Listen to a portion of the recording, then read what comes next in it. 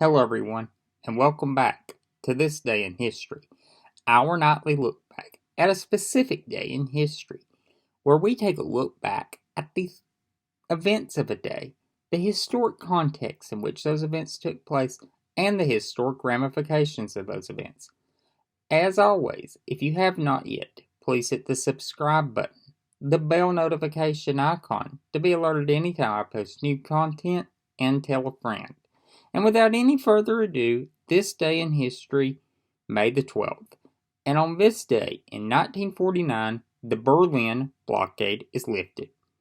On May 12, 1949, the Soviet Union lifted its 11-month blockade against West Berlin, after a massive American and British airlift brought vital supplies to the city's 2 million citizens.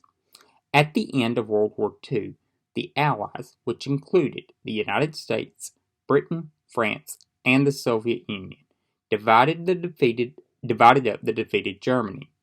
The United States, Britain, and France controlled western sections of the country, while the Soviets ruled the eastern portion. Likewise, Germany's capital, Berlin, was divided into 4 sections, even though the city sat in East Germany. In March 1948, the Soviets refused to let any supplies into West Berlin after the United States, Britain, and France sought to unite their occupation zones into one single economic zone. The United States responded with the largest airlift in history.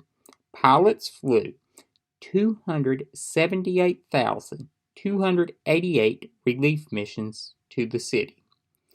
American pilots also dropped candy bars from their planes, which helped boost morale among Berliners, especially children. And this is one of the most defining moments of the Cold War, the Berlin airlift, and the dropping of candy bars by American pilots is one of the most remembered aspects of this, for its sure show of humanity and just boost of morale that it gave. As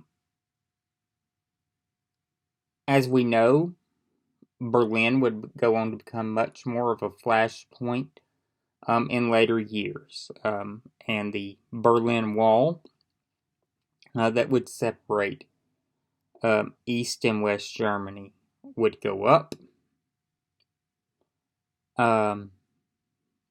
And of course, President Reagan would go famously to that wall and say, Mr. Gorbachev, if you truly seek liberalization, Mr. Gorbachev, come tear down this wall. And I recently read The Gatekeepers, which is a book about the relationship between White House chiefs of staff and the presidents that they served. And it had a story about this speech in it.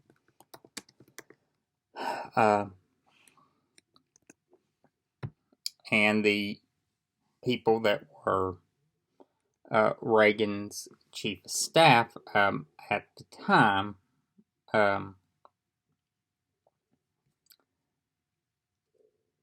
had an interesting anecdote about the speech. And George Shultz, who was Secretary of the State at the time, apparently called on behalf of his State Department's employees and said that he vigorously opposed this line staying in and demanded that it be taken out.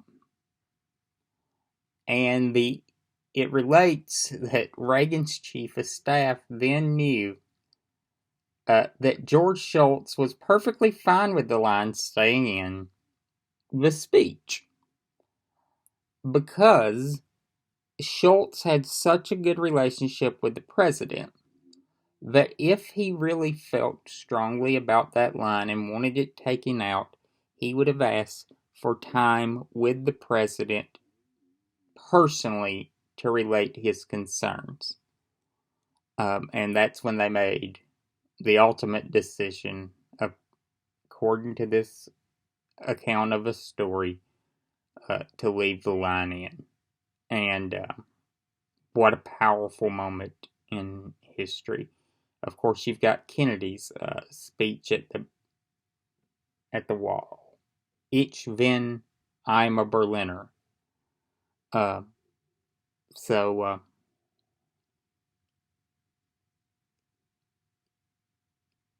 just a great speech by Reagan, a great speech by Kennedy, and a great moment for American and British resolve to help the citizens of Berlin on this day in 1949. One of the first real flashpoints of the Cold War, the Berlin airlift.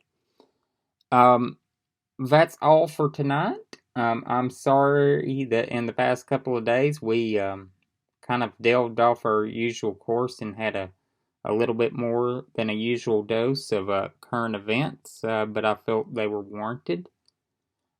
We'll try to get back on the straight and narrow of exploring the events of the past. I'm not going to promise we will, because these are wild and changing times, but we will do our best. That is all we can do. I'll see you then. Y'all have a great night.